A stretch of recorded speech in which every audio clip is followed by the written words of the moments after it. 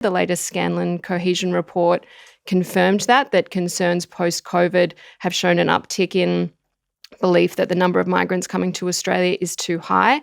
And the actual Australian sentiment towards Muslims has become more and more negative over the last couple of years. That is kind of a issue that has been building in the electorate, which I was quite disturbed to see the stats, again, from the latest Scanlon report showing that. And I think that's the people she is appealing to with stunts like this. That is the sentiment she is driving, and that has real world effects for Muslims. Like we keep hearing from the Muslim community that, particularly Muslim women, because they're so visibly Muslim, often are targeted on the streets.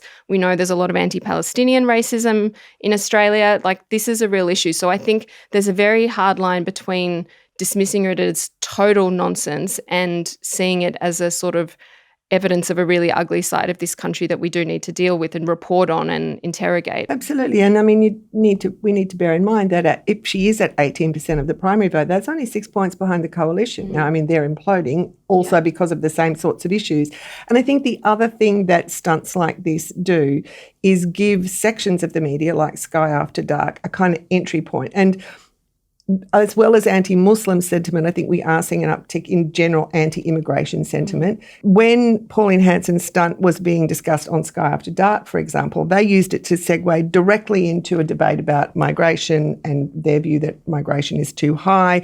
And then I saw some of them talking about, and we need to talk about the type of people we are letting in, and then segue into a sort of positive discussion of her ideas.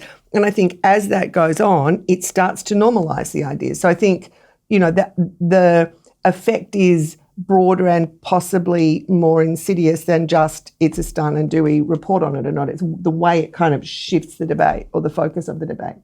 And so what's the Guardian's role in that? What are the considerations happening in the newsroom when you know that these are the insidious consequences of a photo like that going everywhere for a few days? I mean, it's very difficult, but I think, we have to report on it. We don't have to give credence or, do long dissertations on her actual views, because as I said at the outset, I don't think she was serious. I don't think she was serious about banning the burqa or having a discussion about that or, various arguments she made about national security and the like. We don't have to give that credence, but we do have to sort of report on it.